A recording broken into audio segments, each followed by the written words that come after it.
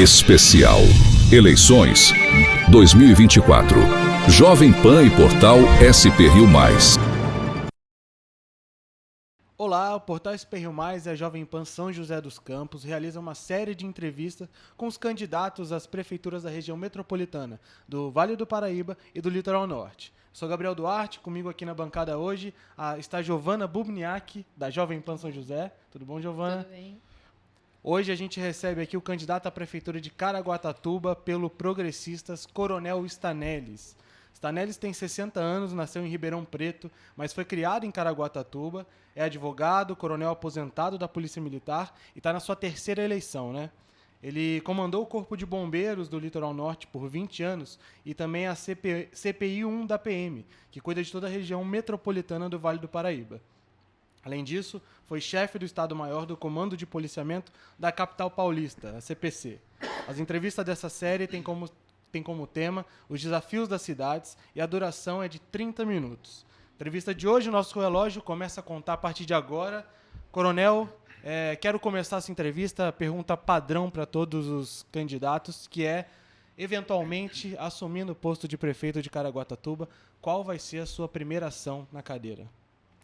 Minha primeira ação vai ser resgatar a esperança das pessoas de Caraguatatuba, que há muito se perdeu com várias gestões aí, desperdiçando oportunidades de crescimento para a cidade.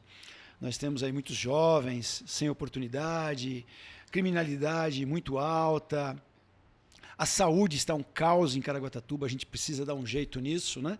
Então são várias ações que nós vamos tomar com o objetivo do cidadão de Caraguatatuba voltar a ser uma pessoa realizada e amando cada vez mais a nossa cidade. Perfeito. Candidato, eu quero perguntar para você, estava dando uma olhada no seu plano de governo que você publicou no TSE e tudo mais, e eu achei interessante que eu queria saber, assim, onde você ideologicamente se encaixa. Porque seu plano de governo tem propostas mais progressistas, tem como, por exemplo, ampliar o direito à saúde dos LGBTs, criar protocolos de atendimento específico, né, para a comunidade e população LGBTQIA+, por exemplo, mas, ao mesmo tempo, você fala do desejo de implantar as escolas cívico-militares na cidade, que é mais ligado aos conservadores, né?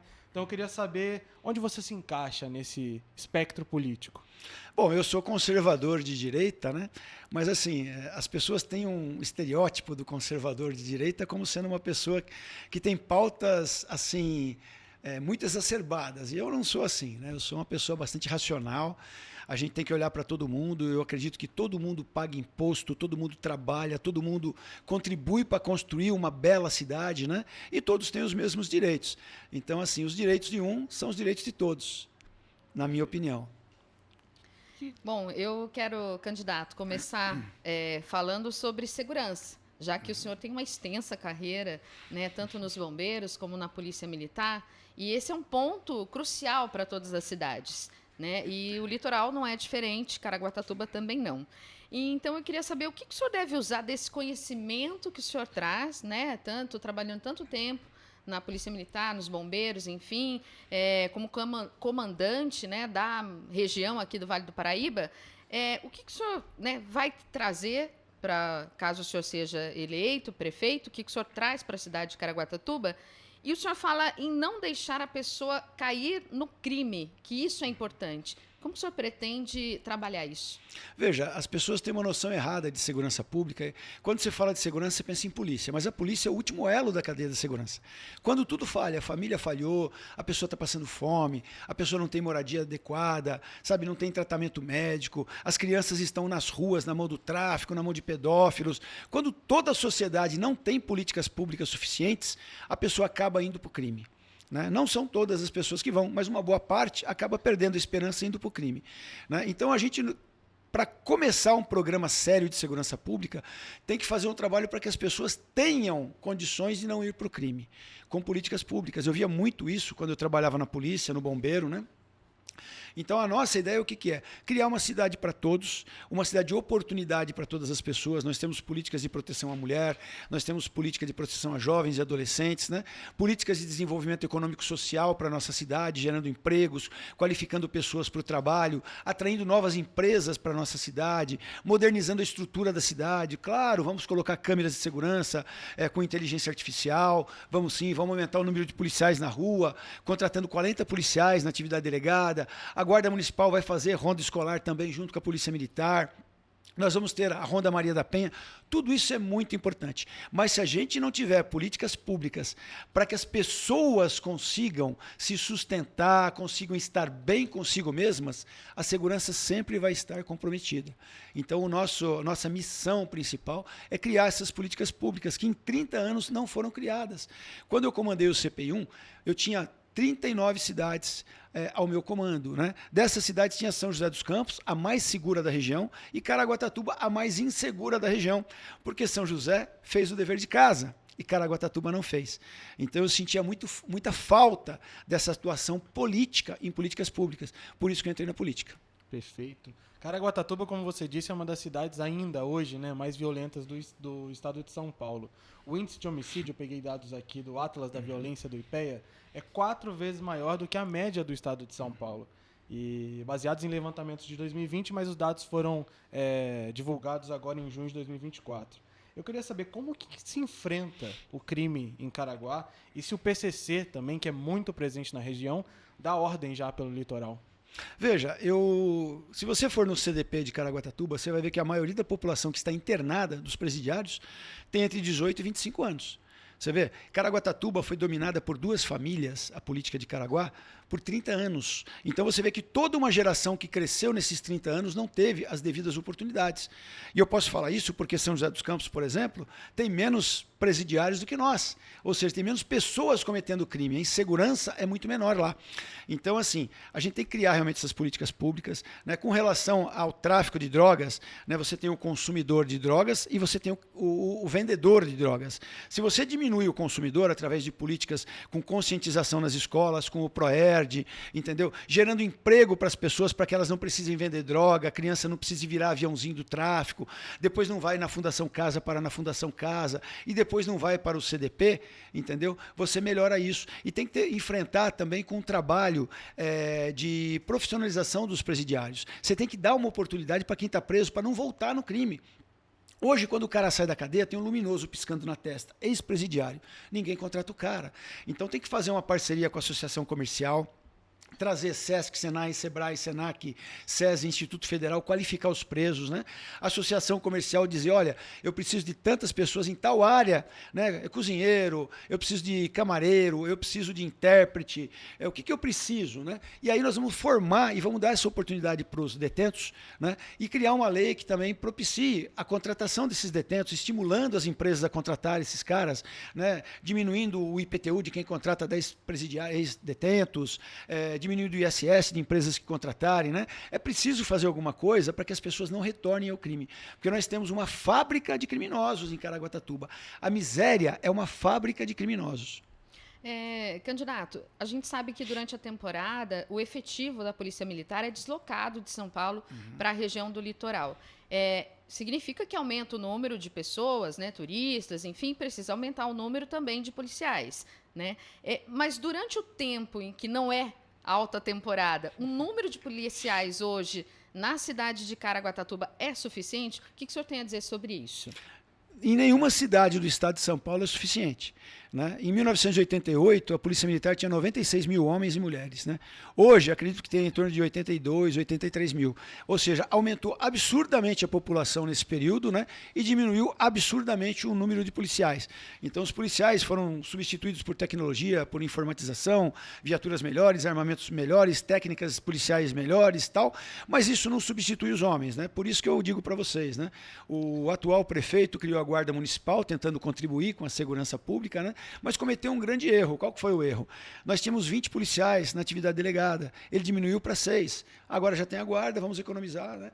Nós vamos aumentar para 40. Por quê? Porque a prefeitura pode contribuir com isso, né? Contratar policiais na atividade delegada, você traz mais segurança para o bairro. E é uma forma também de contribuir com a polícia militar, né? Aumentando o efetivo, contratando policiais de folga. Claro, o Estado tem que fazer sua parte também, né? Nós vamos cobrar do governador a criação de um BAEP em Caraguatatuba, né? Isso daí depende do governo do Estado, não depende do prefeito, mas o prefeito pode cobrar, né? E vamos adotar diversas medidas de segurança pública, como o cercamento eletrônico, por exemplo, com câmeras de segurança, geridas por um sistema de inteligência artificial.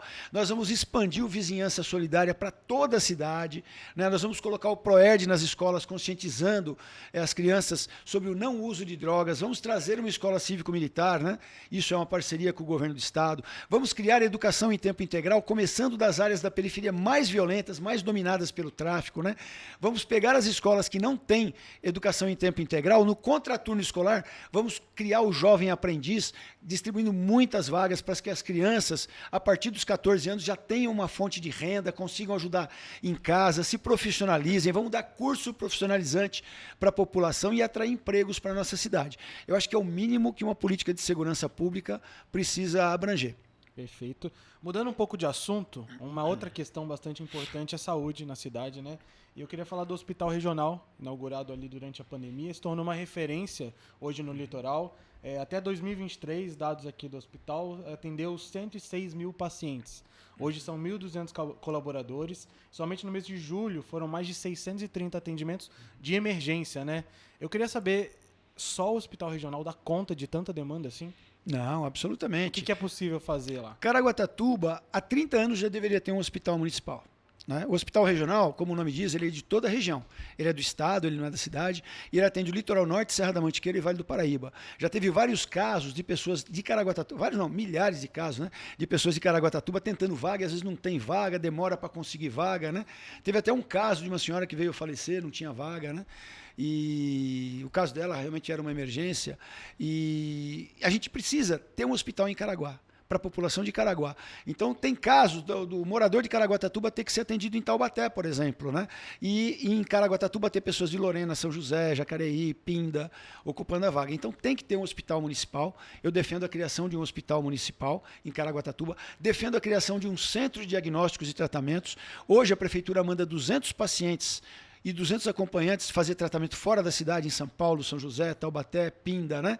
Então você tem o custo da hora extra do motorista, o combustível do carro, às vezes a serra fica fechada, você não consegue voltar, ou também não consegue subir, a pessoa perde o tratamento, entendeu? Tem que ter um hemocentro em Caraguatatuba também, porque nós temos muitos doadores de sangue, né? E a gente perde doações de sangue porque a pessoa tem que ir para Taubaté, tem que ir para São José, às vezes não tem condição financeira, às vezes não tem tempo de doar sangue, né? E um hospital veterinário também. E como que viabiliza tudo isso? Também considerando o orçamento de 1,4 bilhão de reais, né? O Caraguatatuba tem um orçamento maravilhoso, né? Acho que 90% das cidades brasileiras não tem 1,4 bilhões de reais, né? O grande problema são os desperdícios, os gastos homéricos inconsequentes que às vezes os políticos fazem. Você contrata um show do Jota Quest por 500 pau, um show de, shows caríssimos que você gasta, que você poderia trazer um empresário, cobrar o ingresso, né? Para cada 3 shows pagos, dá 2 gratuitos para a população, ainda obrigar o empresário a pegar um artista local para fazer a abertura e o encerramento do show, promovendo os talentos da terra. E o dinheiro que você gastaria com show, você gasta na saúde, na segurança, na educação. A prefeitura contratou um caminhão para servir de gabinete itinerante, né, para o prefeito e conversar com a população no bairro. Se não me engano, é 1.200.000, que é o aluguel, não tenho certeza disso, né? Mas, poxa, todo bairro tem uma escola, você pode conversar com os moradores de graça, né? A prefeitura gasta milhões em aluguéis de prédios para acomodar órgãos públicos, sendo que temos prédios abandonados, sendo saqueados. Por que não se reforma isso, esses prédios, e para de pagar aluguel, ou diminui muito o aluguel, entendeu? Quando você começa a enxugar as coisas, começa a sobrar dinheiro. Então, eu acho que o grande segredo é isso, né? Tem muito cargo comissionado, sabe? Então, a prefeitura tem que trabalhar de forma mais consciente. Dinheiro tem, o que não tem é gestão. O senhor acha que tomando essas ações serão suficientes para colocar a casa em ordem, digamos assim? Ah, tem que ser, né? Dizem que quem não quer fazer encontra uma desculpa, quem quer fazer encontra um jeito. E só continuando aqui, para a gente fechar o assunto da saúde, eu queria saber o que você andou debatendo com o seu vice, o André Souza, que é médico, né? Pensando em novidades para a cidade. Nós vamos informatizar a saúde inteira. A cidade vai ser uma cidade inteligente. Nós vamos transformar Caraguatatuba numa cidade inteligente. Você vai marcar consulta do seu celular. Você não precisa perder horas de trabalho, gastar dinheiro em transporte. Do celular você vai ter a prefeitura na tua mão. Eu quero marcar uma consulta, marca pelo celular. Nós vamos ter também a videomedicina, né? Que eles chamam de telemedicina.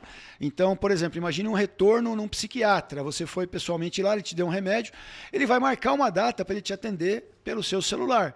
Então o programa vai te avisar, ó, dia tal, telemedicina, consulta, esteja num lugar com internet funcionando e tal. E ele faz uma videochamada e vê se o remédio é aquele mesmo que você precisa, se precisa mudar. Se precisar mudar, a receita vem no teu celular. Você não precisa ir lá pegar no papel. Chegou no posto de saúde, apresentou o RG, pega a receita.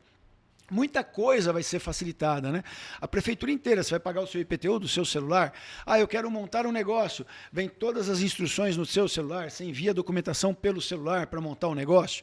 A prefeitura avalia a documentação. Ah, preciso pagar a taxa, vai pagar pelo celular, entendeu? Então, assim, você vai reduzir muito a presença física no local e agilizar os atendimentos. Esse é o grande problema. Nós vamos desburocratizar a cidade para montar rápido o negócio, para poder gerar esses empregos que a população precisa. Então, a informatização vai ser um carro-chefe na saúde e nos outros setores da prefeitura. Candidato, a gente percebe que o senhor tem conhecimento sobre Caraguatatuba, mas tem gente dizendo que o senhor não mora na cidade. Eu queria saber se isso é verdade, até porque o senhor declarou ao Tribunal Superior Eleitoral um apartamento no Jardim Alvorada, aqui em São José dos Campos. Eu tenho também, e do imóvel, do inventário do meu pai também, tem outros imóveis em São Paulo também, não quer dizer que eu moro em todos eles, né? Então, na verdade, é um candidato só que fala isso, né? Ele não consegue achar nenhum defeito em mim, então ele inventa essa mentira. Eu tenho um apartamento, assim como ele também tem imóveis em várias cidades, inclusive em São José dos Campos, né? E não mora em São José dos Campos, né? A pessoa nunca passou na porta da minha casa, não sabe nem onde fica e fica falando besteira e passando vergonha. Candidato, agora eu queria falar de uma proposta que está lá no seu plano de governo que me despertou a curiosidade, porque você fala de implantar um projeto piloto de escola sustentável. Como que se daria isso? Veja, a educação é o carro-chefe de todas as cidades, né? Se você for na Finlândia hoje, que é o país que tem o maior índice educacional do mundo, né, o 0,1 do mundo é a Finlândia, né? Você vai ver coisas muito interessantes. Você tem, ao lado de uma educação totalmente digital, você tem tablet na escola, você tem um monte de coisa, você tem o papel e a caneta também. Né? Hoje acontece muito disso também nas escolas. Né? O aluno acorda com o telefone na mão, vai para a escola e volta 1 século, 2 séculos, o professor escrevendo na lousa. Mas isso foi provado, né, que devido à neuroplasticidade do cérebro, você aprende muito mais quando você escreve, principalmente em física, matemática, química, né? Agora, história, geografia, você pode passar um filme que você grava mais. Você tem aquele visual de ver o filme, entender mais, entendeu? Então, essa escola, na verdade, é uma escola que molda comportamentos utilizando a tecnologia da forma mais apropriada. Então, você vai voltar a utilizar, sim, o lápis para algumas coisas, o papel para algumas coisas, escrevendo você aprende mais. E, por outro lado, você vai intensivamente usar a tecnologia para outras coisas, né? E não vai ter aula só dentro da sala de aula, você vai ter aula fora da sala de aula também, sabe? Platão saía com seus alunos, sentava debaixo de uma árvore, tinha aulas, né? Então nós vamos aplicar muito esporte, né? Vai ter teatro, dança, música, né? Interação social, sabe? Então eu acho que a escola moderna ela tem que fazer o aluno amar a escola. Se você não ama aquilo que você faz mal feito, né? Então nós temos que mudar essa sistemática. Claro, você não faz assim, implanta na cidade inteira. Você começa qualificando os professores. É um trabalho para muitos anos, não é para um único governo, né? Mas se você não cria o projeto piloto, você não chega lá. E é um projeto caro, né? Ou não? Não necessariamente. O projeto ele é muito de conscientização, de formação de professores, sabe, de reinvestimentos em algumas áreas, de mudança de paradigmas, né? Eu acho que o grande sucesso está por aí, sabe? Você mudar a cabeça das pessoas mesmo. O senhor comentou também que pretende fazer um trabalho sobre reciclagem de lixo com os alunos. Eu quero pegar esse gancho e para falar sobre a questão, né, do meio ambiente, sustentabilidade em Caraguatatuba, porque Caraguá não tem um aterro sanitário, né, e ele faz o transbordo do lixo para outros locais. Em uma entrevista, o senhor disse que esse é um meio muito fácil de corrupção. Eu queria saber assim, o que o senhor pretende mudar, se tem alguma alternativa para isso. Veja, Caraguatatuba não pode ter aterro sanitário porque o lençol freático é muito aflorado. Então, aquele chorume, aquele líquido percolado, ele entra no meio ambiente e polui as águas. Então, não pode mesmo, isso é lei e tal. Então, nós pagamos para transportar o lixo. A maioria das cidades que tem essa questão de transporte, né, existe corrupção. O que é isso? Você pesa 100 toneladas e fala que pesou 200. Entendeu? E depois racha a grana e tal. Não estou acusando ninguém, só estou falando que isso é uma prática no país inteiro, né? Acontece em muitas cidades brasileiras, né? Então, quando você cria um projeto de reciclagem sério, o que você faz? Você cria cooperativas de pessoas que vão trabalhar, você gera emprego para essas pessoas, então se tira aquela pessoa do ócio, ela vai ganhar um dinheirinho, né? E não é pouco dinheiro, não. Em 2020, eu conversei com mulheres que trabalhavam numa cooperativa, tiravam R$ 2.800 por mês. Naquela época, hoje deve estar tirando o quê? Uns 3,5, 4 pau, entendeu? Então tem que dar essa oportunidade.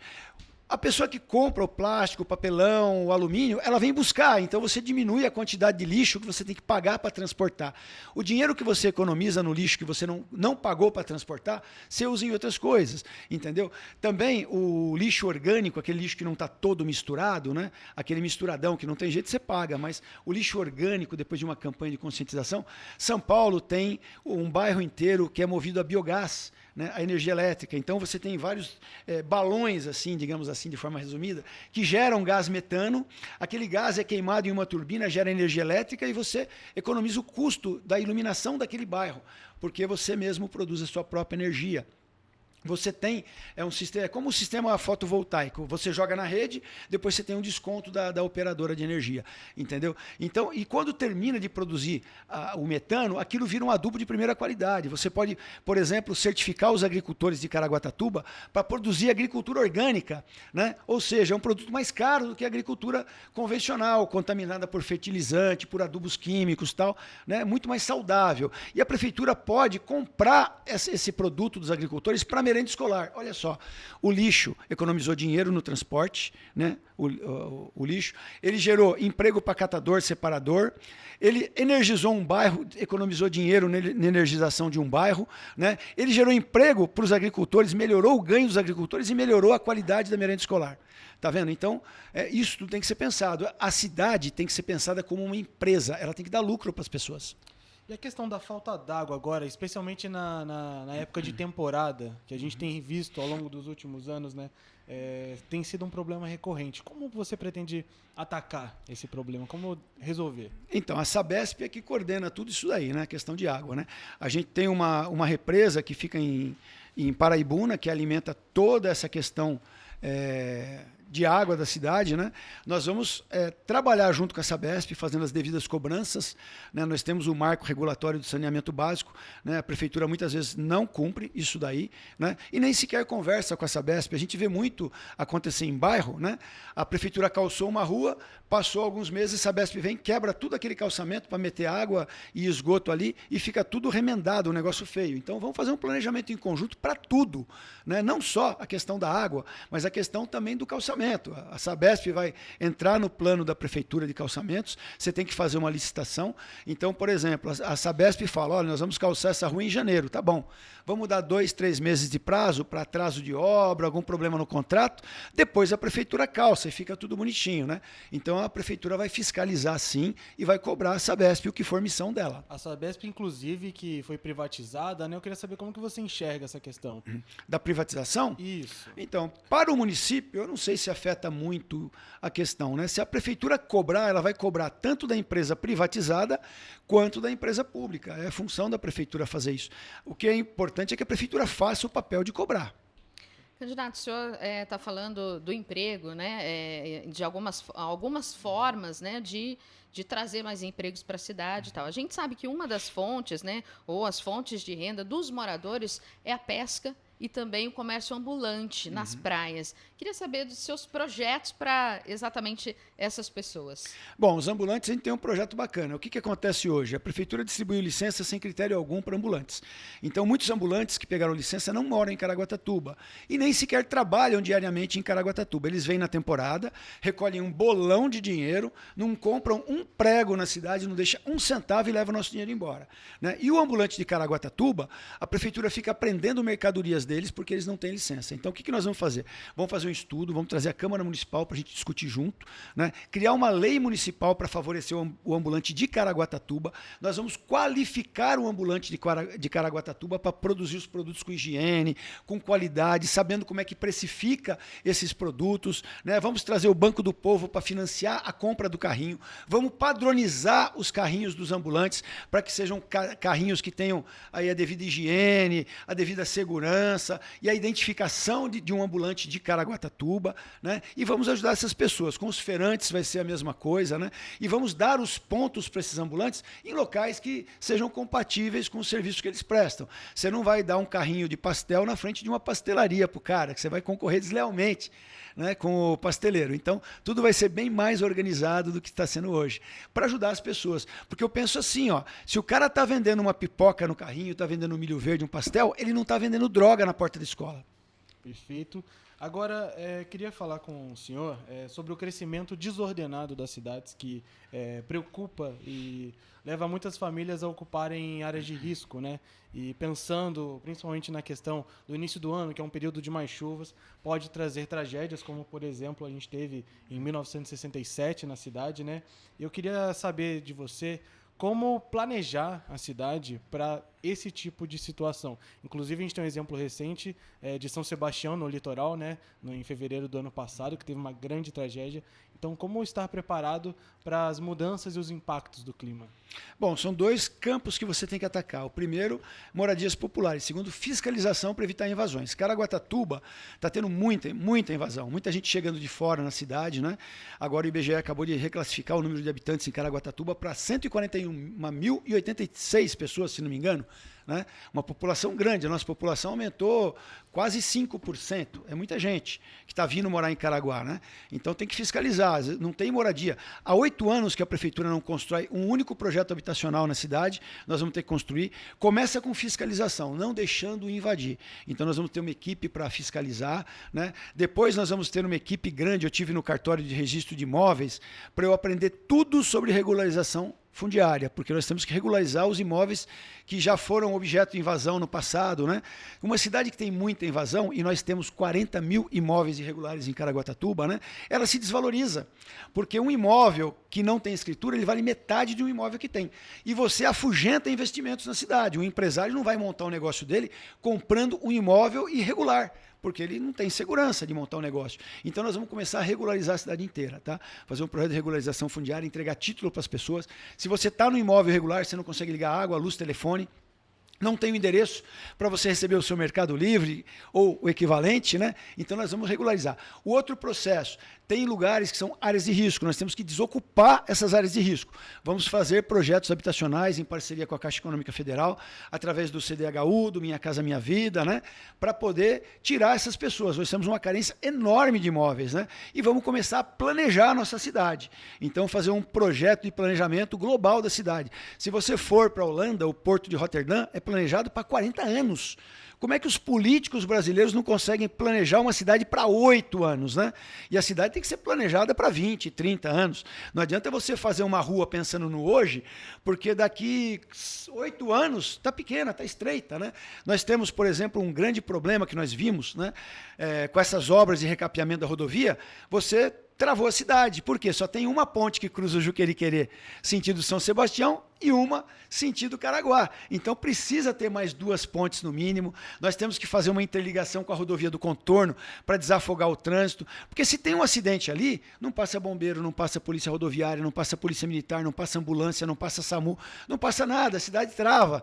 Entendeu? Então o planejamento é fundamental e nós vamos dar muito valor a isso. O senhor falou de travar a cidade, né? Na alta temporada a gente falou da falta de água, mas também a mobilidade é um problema nas cidades do litoral e Caraguá também. Então, o que o senhor pensa com relação a isso? Porque para o turista que vai, tá, né, passeando e tal, não é tão ruim, mas para um morador é péssimo, né? Ficar no trânsito, enfim, é fila. Mobilidade não é só ampliar vias para carros, tá? Eu pensava assim, né? Conheci uma pessoa que falou, cara, se você fizer ciclovias, 80% da população de Caraguá usa bicicleta. né? E as pessoas usam e gostam. A bicicleta não polui, você faz exercício, você melhora a sua saúde mental, você entendeu? Você não gasta combustível. Bicicleta é sensacional. E Caraguatatuba é totalmente plana, é uma cidade eminentemente plana, é propícia ao uso de bicicletas. Só que em 30 anos os prefeitos fizeram muito poucas ciclovias péssimas, né? Nós temos que estimular o uso de bicicleta também, né? Temos que melhorar o transporte de ônibus, né? Nós temos que ter bicicletários para as pessoas deixarem suas bicicletas, né? Nós temos que incentivar empresas a virem com aquelas bicicletinhas de aluguel, aquelas motonetinhas elétricas de aluguel, sabe? Tudo isso é mobilidade urbana. Para cada bicicleta que você tem na ciclovia, é um carro a menos na rodovia. Então, em vez de fazer uma desapropriação, gastar dinheiro construindo mais rodovias, que é importante fazer também, né? Nós temos que pensar também do outro lado, sabe? A gente tem que sair fora do quadrado e pensar nas bicicletas, né? O ônibus tem que melhorar o sistema também. Eu defendo o sistema linha-tronco, né? Hoje você entra no ônibus, você dá a volta em 500 bairros para você chegar na sua casa. Você perde um tempo enorme rodando no ônibus, né? Por que a gente não cria um sistema de ônibus que sai do sul, vem para o centro e volta para o sul, sai do norte, vem para o centro e volta para o norte, e micro-ônibus que vão direto para o bairro onde a pessoa mora, sabe? Com um cartãozinho que você recarrega por telefone celular, que dura 1h30, um sistema digitalizado que você vê o ônibus chegando, que nem quando você pega o Uber, você vê o Uber chegando, o 99 chegando, por que você não vê o ônibus chegando? Né? Tudo com ar-condicionado, tal, né? Já melhorou bastante o transporte, mas tem muito que melhorar e podem contar comigo para isso, viu? Candidato, agora você tocou no... Chegamos, acabamos de ser avisado, ia fazer mais uma pergunta, mas agora eu vou reservar o espaço para suas considerações finais, que a gente está batendo já 30 minutos, então fique à vontade. Legal, eu não sou político profissional, na minha família não tem nenhum político, né? E meu pai não é, minha mãe não é, minha mulher não é, meus filhos, ninguém é político, né?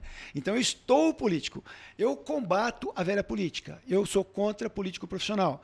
Os meus candidatos a vereadores, eu só aceitei quem não vive de política, porque eu entendo que quem vive de política não trabalha para a cidade, trabalha para si próprio. Nós vemos pessoas grudadas assim no poder, que querem se perpetuar eternamente, quando o pai não pode mais se candidatar, lança o filho, e pior, lança um filho para vereador, um filho para prefeito. Você vê que não quer tomar só a prefeitura, quer a Câmara também, né?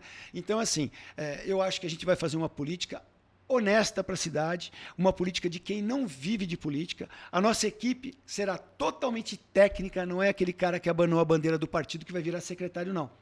Vai ser pessoa competente, técnica. Vocês viram pelo nosso plano de governo que ele é totalmente abrangente, ele não tem ideologia partidária, ele é um plano para a cidade, tá bom? Então eu peço aí o voto de confiança das pessoas, porque nós queremos de coração transformar Caraguatatuba numa cidade melhor para todos. Obrigado, candidato. A gente recebeu hoje aqui Coronel Stanelles, candidato a prefeito de Caraguatatuba pelo Progressistas. Até a próxima. Especial Eleições 2024. Jovem Pan e Portal SP Rio Mais.